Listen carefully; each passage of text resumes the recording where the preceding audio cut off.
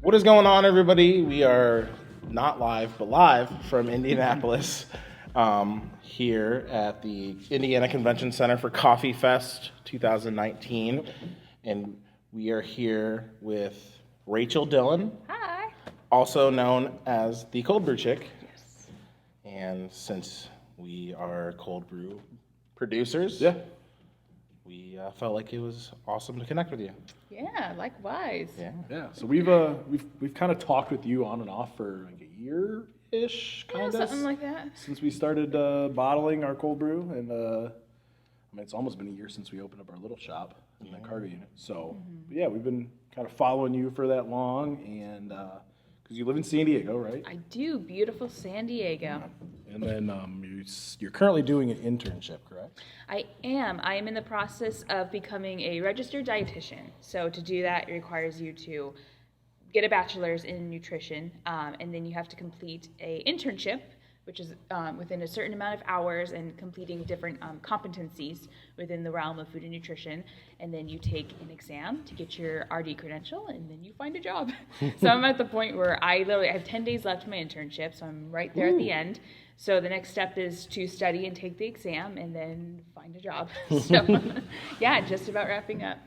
So what kind of brought us together was, like we said, cold brew coffee. So tell us why you're so passionate about cold brew coffee and kind of what kickstarted your journey into podcasting. Yeah, passionate. Love that word.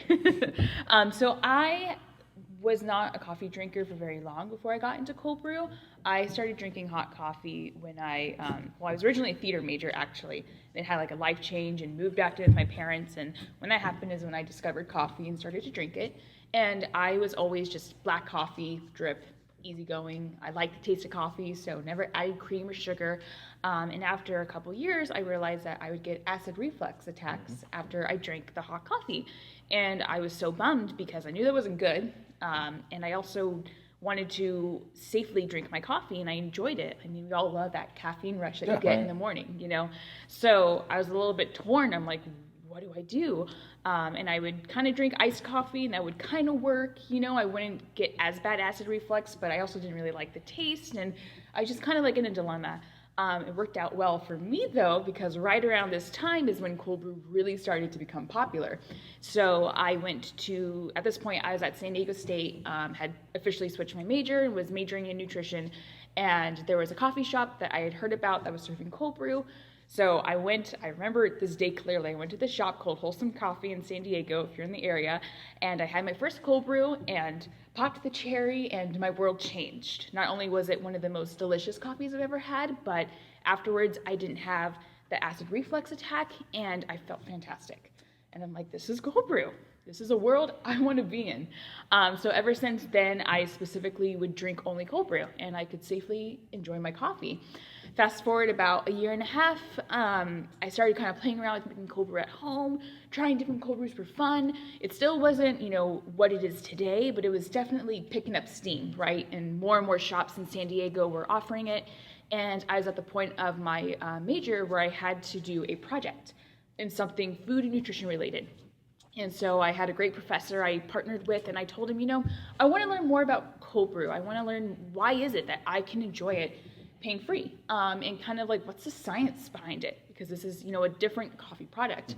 And he was awesome and said, go have some fun. He didn't give me any restrictions, which was great. So I went on the internet, and I was in my very academic mindset of, maybe I'll just like Google some stuff and create a PowerPoint presentation and then present it. That didn't happen. When I scoured through the internet, there wasn't really anything. It was a lot of just like very basic cold brew 101, how to make cold brew at home with a French press, stuff like that, which was great, but it wasn't what I was looking for.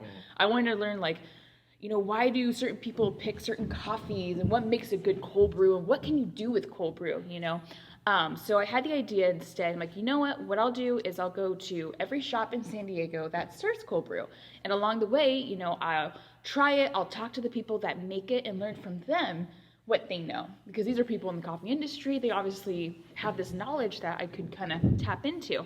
So I started that project, and I created an Instagram just for me to kind of like document these shops. and I had to give it a name. So it's actually funny because I didn't want to call it Cold Brew Chick because I thought people would associate the chick with ducks. And so I really wanted to do Cold Brew Queen, but that was already taken on Instagram. So I'm like, I guess I'll do Cold Brew Chick. And it actually it's worked out really well. And I just started taking pictures of my cold brew, and I shared the education that I got. So I'd always share, what beans were used, how it was made, if they did anything different. I started with video interviews too. So I just go to a shop and be like, hey, can I film you talking about your coffee? Which some people loved and some people freaked them out. So I don't do that anymore. But from there it grew. I think San Diego is the cold brew city of the world. There is so much cold brew here because of our weather, and there's so many people doing innovative things at cold brew. So I always had content, I always had shops to visit, and from there it just grew eventually into a blog where I would blog about, taking beans and turning them into cold brew and what this shop is doing. And then, when I'd go to these shops, sometimes I would be there for an hour, hour and a half, having these conversations with these people so passionate about their coffee. And then I had the idea of let me turn this into a podcast. I'm going to record these conversations and share them with people because there has to be someone else out there that finds this as interesting as I do. And that's how the podcast got started. And then I got a YouTube for when I was making, testing out cold brew makers. And it's just grown and grown and grown as the cold brew industry has grown and grown and grown. So it's been a really fun field to be a part of.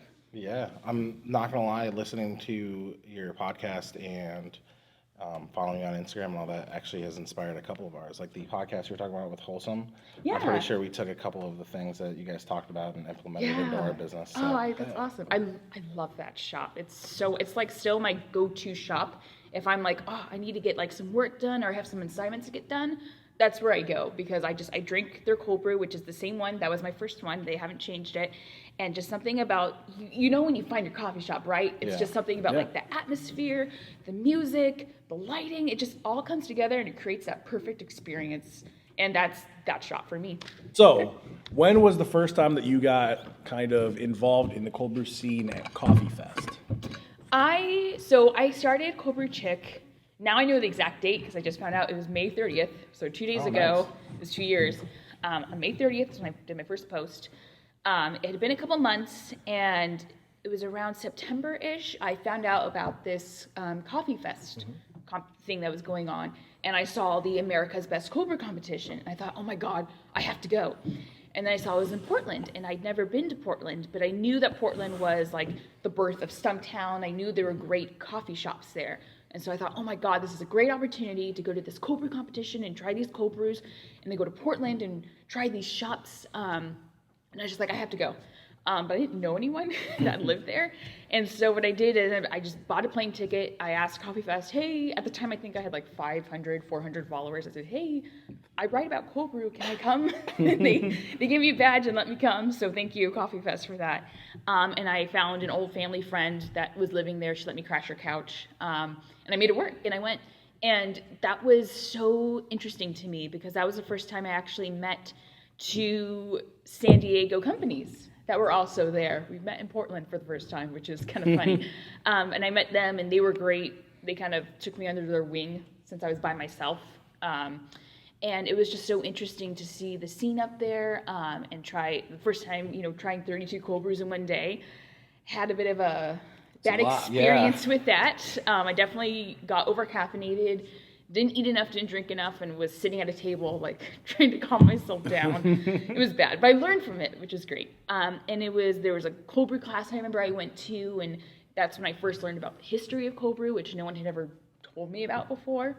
It was just a great first experience for me when I first started, and ever since then, I go to every one that I can. So I went to the one in LA, that was the next year, and then we have this one that we're at now, and then LA coming up again in August. So it's a great event to go to if you love coffee.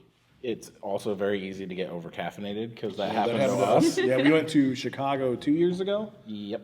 Yeah, and we were just ooh, espresso. Right. Ooh, espresso. Ooh, cold brew. Ooh, cold brew. And I was just I am tired, but I'm awake. I was just wired awake, and I was exhausted. Yeah, wired but tired. Yeah. I was sitting there just talking a mile a minute, and it was, I think, the barista challenge, and I just was like, I gotta sit down. You'd bartended all night. Yeah. Drove down, met me in like Kalamazoo. We hopped on a train to Chicago at like 5 a.m. Oh my gosh. And just got there and walked around Chicago all day. Went to Navy Pier and went to Coffee Fest, and it was really awesome. And I don't know, we kind of got hooked on like the coffee community at that point, because like before then we really didn't. We were in this group online. It was like coffee on Facebook, and there's like 300,000 people in it. It was just like a weird mix. Posted board of like things that had to do with coffee, like people who had their mugs and stuff. But it wasn't but it wasn't like a coffee industry community. We're in like a coffee shop owners group now. That there's quite a few of those people that are here, and so it's just a whole different perspective on the industry when you go to something like this, where you see these people that are passionate, and it's literally their life. Like, it's what they do all the time. And I met some people here that didn't get into the latte art competition and were just hanging out all day as an alternate, waiting to see if they could compete. Like, just they had their pitcher and a cup and were just hanging out, waiting to see if they could get in and compete. And that was pretty cool.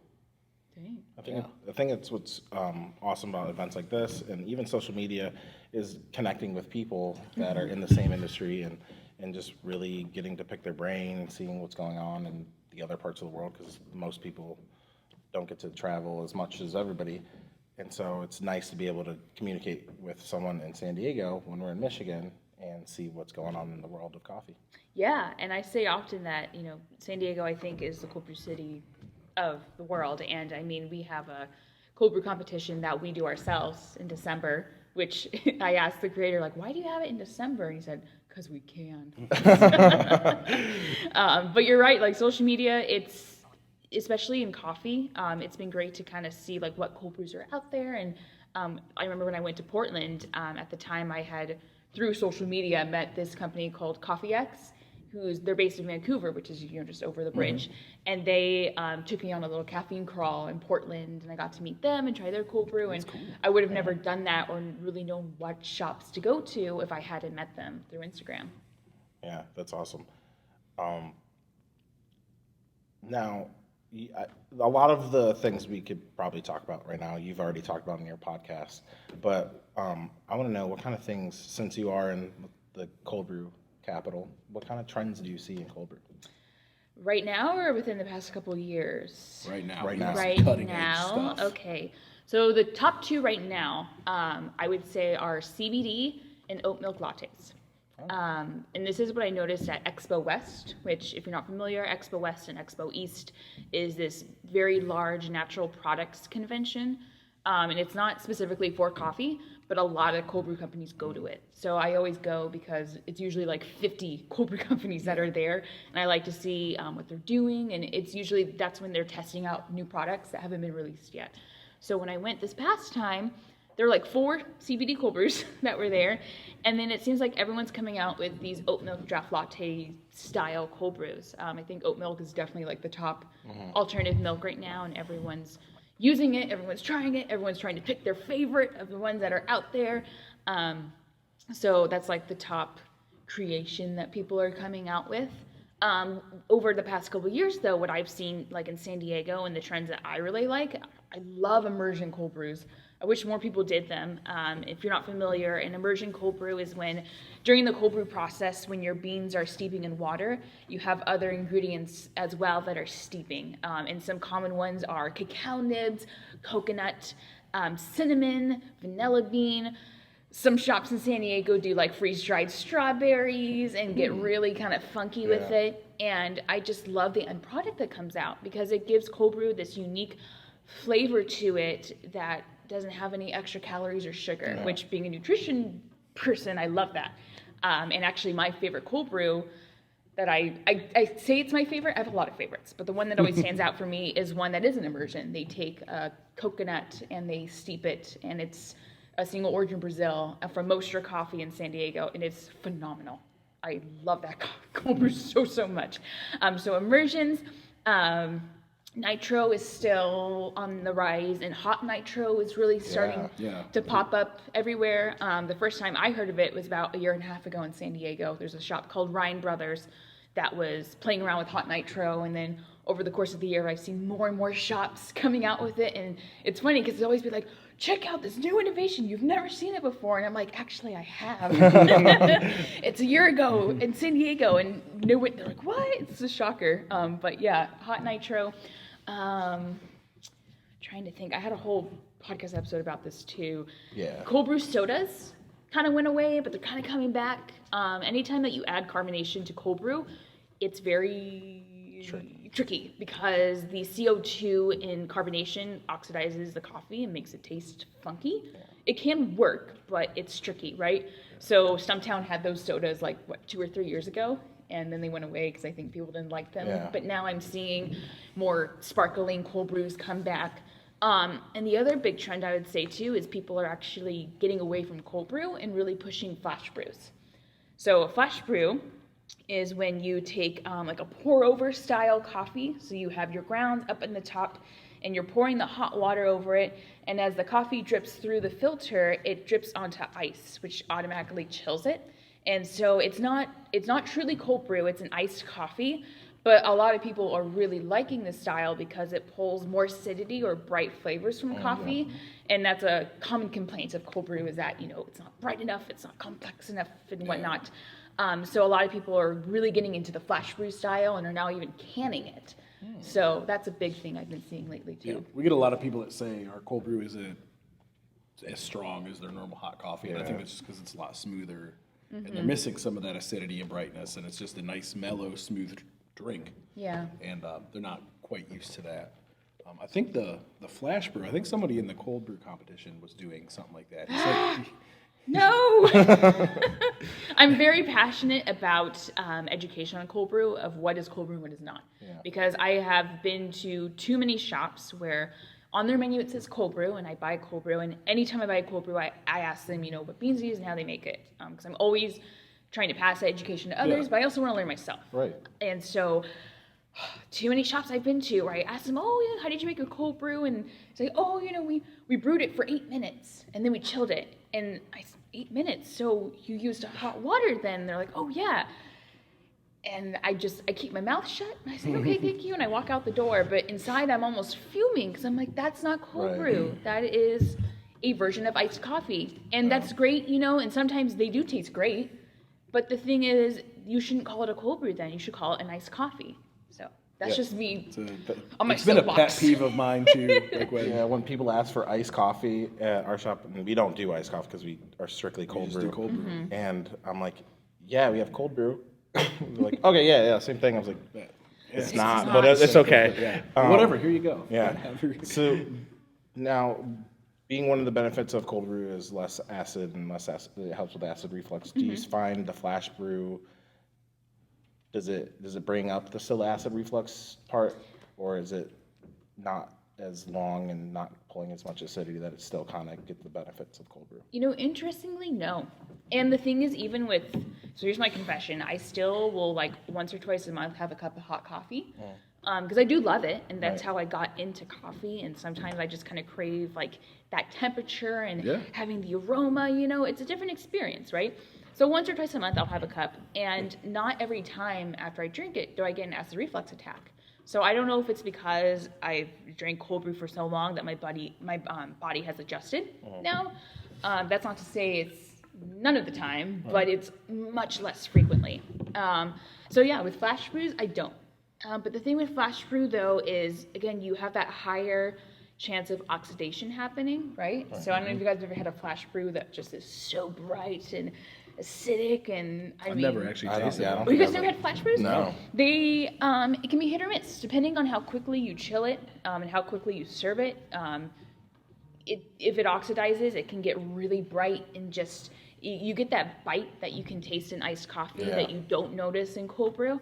But some of them have been very delicious. I would say the best one that I've tried, and I love their marketing, is Verve Coffee. They're a Santa Cruz roaster out in California, and they've branched to LA, and they are no longer serving cold brew. They have completely switched over to flash brew, and that is their branding. Is we're not cold brew, we're flash brew, and I appreciate that because they're being very transparent about the fact that this is something different. This is not we're not selling you a cold brew, we're selling you a different experience, right? And their reasonings are fair. You know, they wanted something very bright and acidic, and they wanted some complexity from their beans, and it actually tastes very good. I like it. I do enjoy it.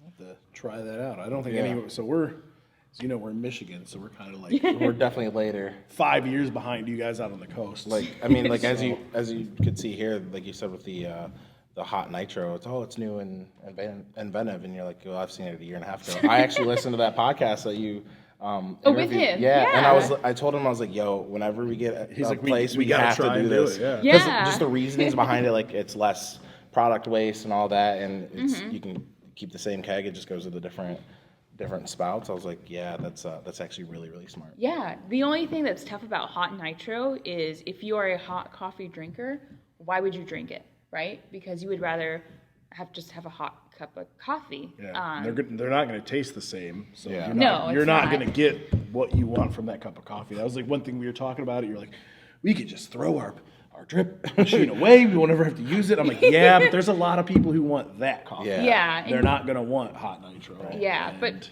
for someone like me, like, it is a great option. And again, you mentioned, it does keep your cold brew lasting longer. So it definitely has pros and cons, but it's just so cool to see that we've gotten there.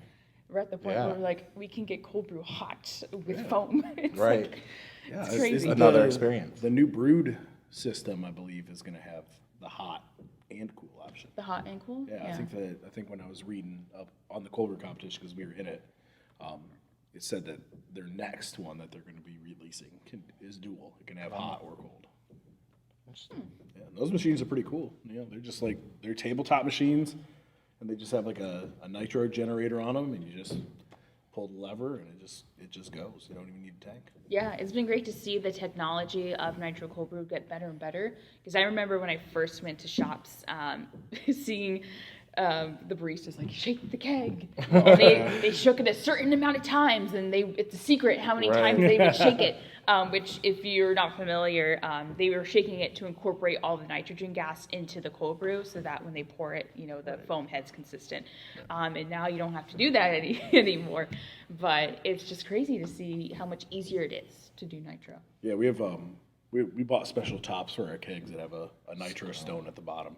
Ah, gotcha. So when we hook it up, you can hear it bubbling from the bottom, and it just rises up to the top. So it takes like half an hour to get it. Yeah. Instead of like all day, you gotta let it sit there all day, and then you gotta shake it 3 times and all that stuff. Yeah, so even canned nitro cold brew has gotten better. Before it would be like you would open it, and you have to be careful when you open it because it could just like explode. And then when you'd pour it, like the nitro would be so weak, it wouldn't even cascade. And now some of the last ones I've had recently, it's beautiful cascades. You get a pretty nice solid like foam head, and it's gotten a lot better. That's how I've always wondered how they get the cascade in the can, because I know like Guinness, they have a special ball that like once you open it, drops down to disrupt all the nitrogen. Yeah, a lot of people are kind of quiet when it comes to that, because anything that like is advanced like that, they don't really want to divulge too much. I noticed about 6 months ago when I was pouring a Stumptown nitro or Holler Mountain, and I noticed there was like this white thing in the bottom of the can. What is this? And I think that has a part of it. Yeah. It's like an agitator, because a lot of people, they just flash the nitro and then they put the top of the can in there. So I think the agitator at the bottom helps when you're pouring to get the nitro in with all the coffee. But I'm not really sure about that technology. I think it's, maybe one day we'll learn. Like you said, I think it's the same thing that is in the bottles in Guinness. That's an agitator that does it. So it's we've been trying to look into that, but we haven't really seriously looked into canning our nitro yet. We're still in the building process of our shop, so we're hoping soon we can ramp up our production. Have you ever seen cold brew in a bag in a box? Yes. Yes. Okay. Yeah, I've seen cold brews in bags, pouches. Yeah. Yeah, and then I've seen, I think Wandering Bear has a box style cold brew. Do you like those? It doesn't. I mean, Wandering Beer is the only one that I've heard of that does the box or that I've seen, and I haven't tried it from there. I tried it from their actual bottle, and it was good. The pouches I've had have all been good. I don't think it makes a huge difference so much when it comes to the flavor. The biggest thing that affects the flavor of bottled cold brews, I think, is if it's pasteurized and shelf stable or not. That's the number one thing, because once you shelf stable a cold brew, I don't know what it is. It just always affects the flavor. It's never as good as a fresh one. Do you consider those cold brew? The pasteurized one? Yeah, because the heat because there's different ways you can pasteurize things, right? And the most common is there's a certain amount and temperature of heat that's applied to the end cold brew product, so it kills the bacteria. And I would still consider that a cold brew because the heat was added afterwards. It wasn't added during the cold brew process. So it'd be the same as if you're doing the hot cold brew, you know? Okay. But you still said that the flavor's a little bit different because it's been heated and then cooled again. Or sometimes they add preservatives to it. It just, I don't know why it affects the flavor the way it does, but it never tastes as good. And the only cold brew I ever had that was really decent for a shelf stable. Sadly, they don't exist anymore, but Domain out in Kansas City, Missouri, they had a special technology that they used where they would nitrogen flash their coffee beans before they ground them. And he had all the scientific proof and all the evidence to show that when he did that, it killed all the bacteria. So when he ground his coffee and then turned it into cold brew, his end product had no bacteria in it and would be safe for 5 months. So That's crazy. Yeah, and I was shocked. I'm like, why is no one else doing this? There's your answer to that problem. That way you don't have to do anything to your end product, right? But yeah, sadly, it no longer exists. But that's actually my top downloaded podcast episode is him talking about that. It's because I feel like it's one of those things that everybody that's making bottled cold brew is trying to figure out to extend the shelf life without adding or changing it up. Because that's what we want to do is just make it as raw as possible, where we're not adding additives and we don't want to pasteurize it. But we only have an 8-week shelf life before it is technically out of date. Yeah, and that's the thing is I'm guessing that the technology to do what he did is probably on the pricier side. Yeah. And doing heat pasteurization is not that expensive. Yeah. So from a business standpoint, it makes more sense just to do it. And especially if you're a company, for example, like La Colombe, where you're adding milk or something else to it. Of course, you're going to have to pasteurize it then, but it also kind of masks the cold brew. So it's not as obvious that it's a shelf-stable cold brew, So, yeah, it's just it's very interesting to me. I'm always curious when I try shelf-stable, is it going to taste like a shelf-stable or is it going to be a really good one? And most of the time they taste shelf-stable, but I've been surprised once or twice. That's always nice. Yeah. So we kind of like to end our podcasts with people with the same 2 questions. Okay. Yeah. So you can answer them in any order you would like. It's like Jeopardy. It is.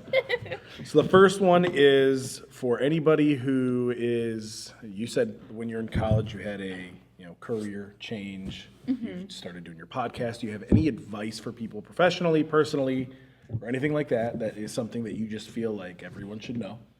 And then the second one is, what was your biggest failure or setback that actually propelled you for success? So the first one was, what's my biggest piece of advice? Yeah. To do what you love. And I think a lot of people say that and we think, oh, yeah, do what you love, blah, blah, blah. And, do what you love, you never work a day in your life. We hear that a lot. But that's always been my rule in life, is that I have to do, my work has to be something I love. I won't settle for anything less because, this is so depressing and embarrassing. But I had a moment in high school when I was watching High School Musical 3 in theaters, and it was the year I was graduating. It was my senior year, and it's their senior year, and I just had this epiphany moment during the movie, oh my God, I'm only gonna graduate from high school once. I'm only gonna do this once. We have one life, and it all hit me during this movie. I'm like, oh my God, why am I crying in High School Musical 3? But that message has really hit me over the past couple of years. I have one life. How do I want to live it? And I will not settle for working or having a career where it's not something I'm passionate about, right? So that's what ultimately made me change from musical theater. Is I didn't love it as much as I did anymore due to numerous reasons, but that's what fueled my change. And I think a lot of times we're scared when we have those moments of, I don't like this anymore, I don't love this anymore, of making that, that choice that is huge, right? So that's what I guess, do what you love, but also realize that you only live once. Yeah. And I think Gary Vee says it best with, you're gonna die. Yeah. That saying, like, it's harsh, but it's so true. Like, we're all gonna die, and we all have one life. How do you want to live it? And just keeping that message in your mind anytime something big happens, yeah. That's it's a little morbid, but no, it's yeah, true. That's like how I live my life now. And then the other one was, what was your biggest setback or failure that propelled you for future success? I would say, dropping out of school. Yeah, after one semester. And for me, it was really rough because, I mean, when you leave high school, everyone goes to college, everyone thinks for the most part, thinks what they know what they want to do, right? Mm-hmm. And so when I came back after one semester, I'm like, I'm back living with my parents. It's one of the pros of college, right? Is you get to be on your own and experience independence, and I got that taken away when I decided to come back. All my friends were gone at college, so none of my friends were back at home. And that, I felt like a failure because I had done theater for, at that time, 12, 13 years of my life, and that's all I had done. So, and a lot of people were expecting, she'll graduate, and then she'll try to go to Broadway and, do something with it. So to say that, I'm quitting and I'm doing something else was really, I felt like a failure. And that 2 to 3 year period after I made that decision was, probably the worst years of my life. I was so I think I was depressed, honestly. I was just so down, didn't know what I wanted to do anymore. And I love my parents, but I didn't want to live with them. So that was hard. But again, driving that idea of you have one life, what do you want to do with it? And so I found another passion at the time. I love food, and you can major in it and do something with it. That's what I love right now. So let's go down that route for now and see what happens. And luckily, so far, I still love it. So as of now, that's what I'm going to do. But yeah, I would say that was tough. But if I hadn't done that, if I had stayed in school, if I pursued and gotten the theater degree and went down that route, I highly doubt I would have started Cold Brew Chick. That would probably never happen. And this has brought me so many wonderful, unique opportunities, like coming to Coffee Fest Indianapolis. That is just, I have to pinch myself. It's so crazy and so cool. And I'm just like, wow, I can't believe this is happening to me. It's awesome. Yeah. Perfect. Those are my answers. Perfect. No, I like those a lot because we say it all the time. If you're unhappy, you can change your life. No one's holding you to that job you don't like. Mm-hmm. They're not telling you have to live in a certain city. You can literally do what you want, and you can make yourself happy by just changing the way you do things. Mm-hmm. So I love those answers. Yeah. So where can everybody watching and listening find you? Find me. I am Cold Brew Chick on all the social media platforms. So Instagram, Facebook. I have a Twitter, but I don't use it. So you can follow me if you want, but I don't post anything. I just claimed it because I could. I have a YouTube that's where I do a lot of my cold brew maker reviews. Mm-hmm. And some of my earlier reviews at coffee shops where I made people feel uncomfortable. Those are all up on there. So you'll see some people kind of we brew our cold brew like this. They're kind of fun to look back on. And then my podcast is Cold Brew Chick as well. And on that, I interview people that either make fantastic cold brew or make super unique, different cold brews that I haven't seen anywhere else. And some fun and big names are coming on there. So I'm excited for that. And www.coldbrewchick.com, your number one resource for all things cold brew. Perfect. Yeah. It's a great podcast. If you guys are interested in cold brew or coffee in general, you should definitely check it out. Like I've said throughout this podcast, I've listened to it multiple times, and it's all great information. So I think that's all I have. Thank you very much for taking your time. Yeah, it's nice to be on the other side of the microphone. Had a little traffic trouble this afternoon, so it got delayed about an hour, but super pumped that you were able to carve out some time while you were here and meet with us. And you did try our cold brew finally. I did, and finally, it's fantastic. It's been a struggle to get that to San Diego too. So sorry for that as well. well. Not at all. It was well worth the wait. Perfect. Well, glad you enjoyed it. Glad you're enjoying your time here, helping with the cold brew competition. It's really cool. It's kind of nothing like I expected it would be. I don't know. there's like 8 teams lined up, and people just herd through and taste coffee, and you say the same thing about 100 times. I feel like a used car salesman, huh? Oh yeah, so it's Costa Rican wash, and it has a nice smooth chocolatey finish. Next, all right. But it's a really cool experience, and I'm glad I got to do it. And hopefully, I think Chicago is probably the next closest coffee fest to us that we'll probably attend, and hopefully hop on that competition again. Yeah. Well, that's all we have for you today. Yeah, so take it easy.